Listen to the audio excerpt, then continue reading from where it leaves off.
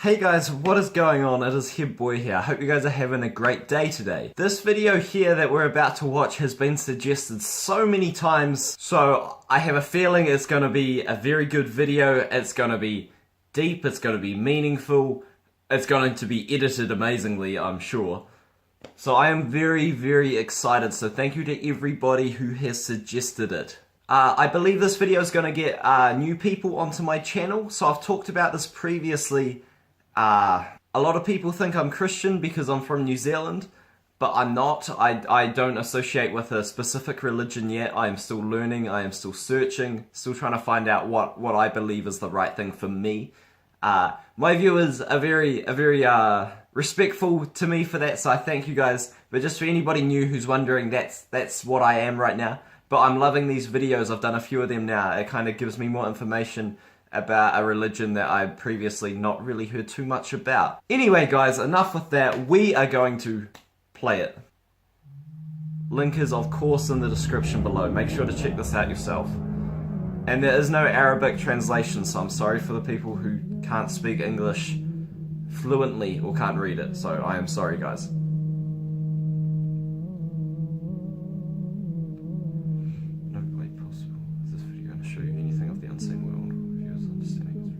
Okay. Understand that.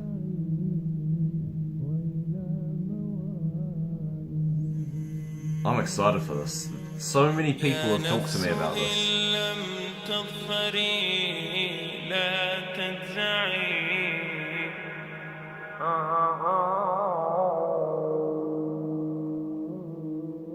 This is 14 minutes long though, by the way. All the praise is for Allah,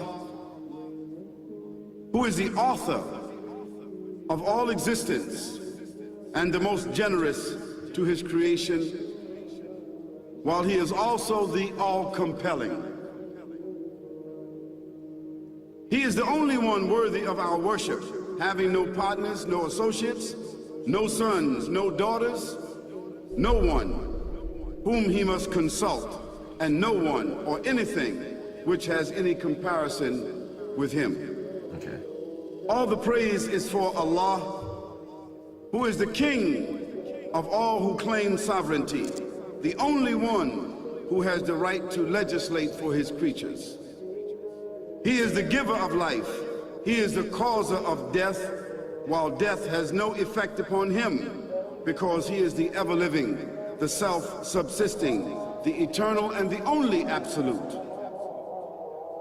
All the praise is for Allah, who has power over all things, and there is in reality no power and no strength, no influence to cause benefit or detriment except through him. It is he who created this complex world, the seen and the unseen, the evident and the speculative, the earth and all that is on it, and everything that is in it.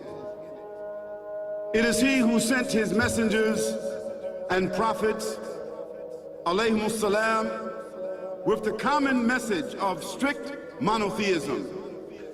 I don't know that word. Which simply means that there's absolutely no one worthy of worship, no one worthy of our obedience, except the Almighty, the One, right, gotcha. The Absolute, and who has no partners. The earlier messages, which changed the world in the area in which the prophets were sent,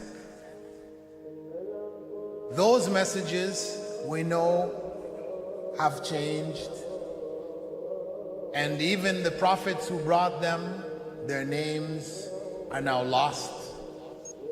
We just know in general because Allah told us in the Quran, وَلَقَدْ بَعَثْنَا فِي كُلِّ أُمَّةٍ رَسُولًا أَنْ يَعْبُدُوا اللَّهَ وَاجْتَنِبُوا الطَّاغُوتَ. I've sent to every nation a messenger, calling people to worship Allah alone and to avoid the worship of false gods. Yeah. This essential message has been preserved in Islam in a way that it was never preserved before. Not because the message was different because it was the same message.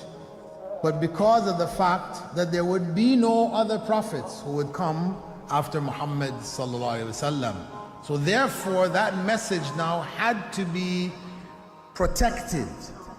It had to be preserved in a way none of the earlier messages were preserved. Okay. I will tell you this. Sorry, I'm what not you talking say, too much. I'm really you concentrating have come on to what know I'm 40 saying. years back. Oh, that's very interesting. And what you call the Big Bang is already mentioned in the book I didn't know which that. I read, the glorious Quran. It's mentioned 1400 years ago in Surah Anbiya, chapter number 21, verse number 30, which says, Avalam yaral lazina kafaru.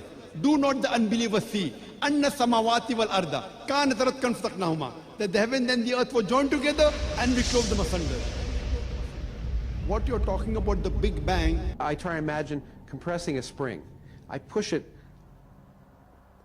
closer and closer and closer together so it's smaller and smaller and smaller. Yeah. And I've stored a tremendous amount of energy in that spring. And when I let it go, it bursts out, it bursts out, it bursts out. the creation of the universe, which you came to know 40 years back, is already mentioned in this book, the glorious Quran, 1400 years ago. That's crazy. Who could have mentioned that in the Quran? So the atheists will say, maybe someone wrote, maybe it's a fluke, maybe it's a guesswork. A human being, regardless of who they are, or where they are, or what they do, will have this curiosity. They'll want to know, why am I here? How did I get here? And do I have a purpose? Yeah. And if so, what is it? The only one who would really be able to answer that question would be the Creator himself.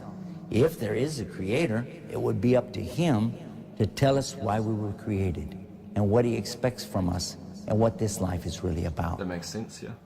Allah has shown the people from the time of Adam until right now, has shown the people what he wants from them.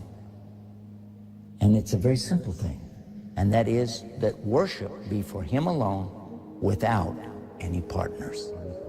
In fact, we know this life to be a test from Almighty God. That's why we're born, and that's why we die. Because there has to be a beginning and an end for us to be tested on. The next life, after this life, no one will ever die again. That's right, that's A what you bad guys were person telling or a me good in the person. last video. I Both are understand brought that. back, and they continue to live in the next life, either in good shape or not so good shape, Yeah. depending on how they did on the test.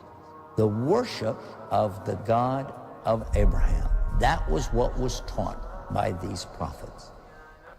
The Lord of the Arsh and Kursi.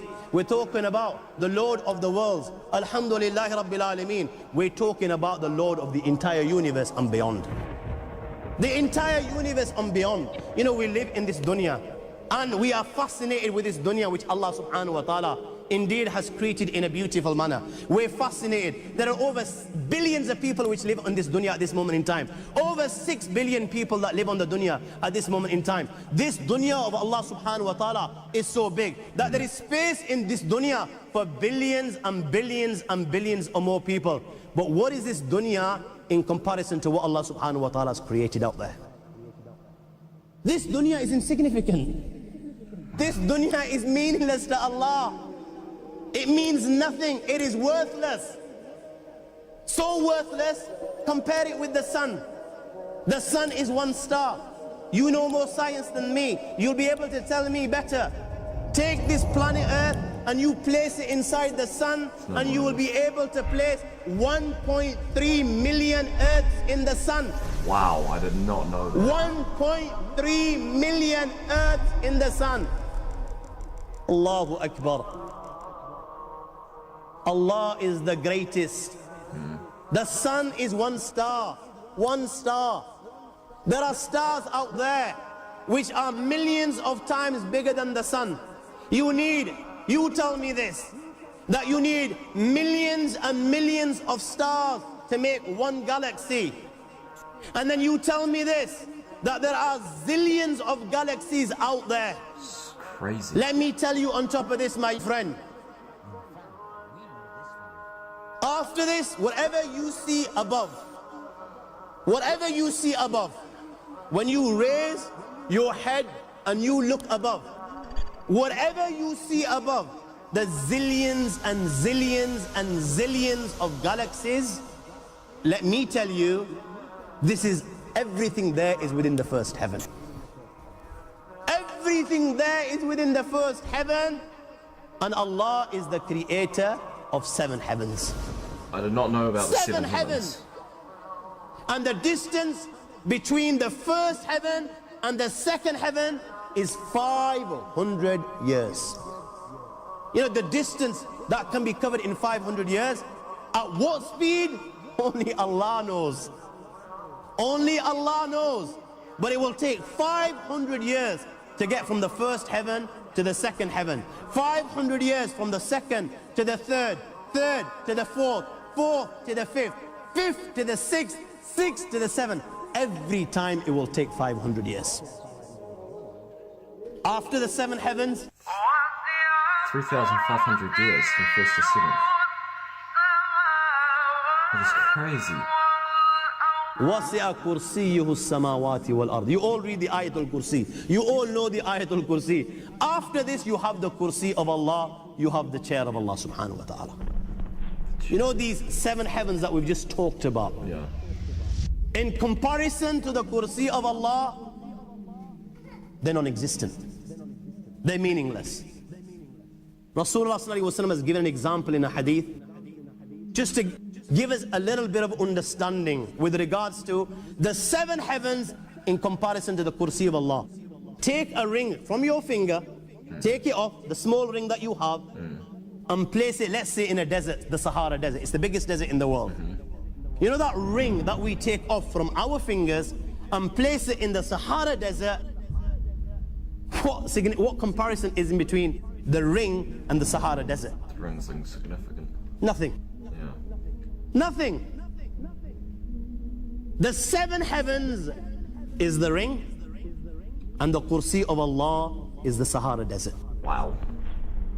After the Kursi of Allah, you have the Arsh of Allah. وَكَانَ أَرْشُهُ عَلَى الْمَاءِ. You have the Arsh of Allah.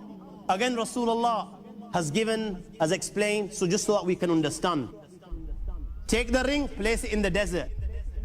This time, the ring is the Kursi and the Arsh is the desert. Wow. What is the Kursi in comparison to the Arsh of Allah? Nothing. Then you have angels which carry the Arsh of Allah. Their heads are in the 7th heaven and their feet are in the lowest earth. My friends, then you have the Lord of the Earth and Kursi. لا تدركه الأبصار ويدرك الأبصار وهو اللطيف الخبير. He is beyond the size of Allah, who Allah is, what Allah is. The greatness of Allah is beyond the comprehension of my little mind. This is the being that you and I are messing with. That's scary.